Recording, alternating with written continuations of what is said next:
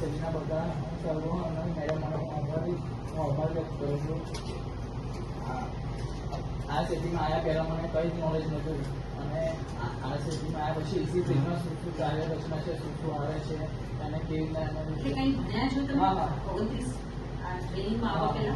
ના એસીમાં આઈડિયા આવે એના પહેલાં એસી ફ્રીજનું કંઈ જ નોલેજ નહોતું. આઈડિયા આવ્યા પછી ખબર પડી કે એસીના 5 ભાગો હોય છે: કોમ્પ્રેસર, કન્ડેન્સર, ફિલ્ટર, કેપરેટિવ બને અને ઇવોપરેટર. એનું શું શું ઉપયોગી હોય છે, એનું શું કાર્ય રચના છે અને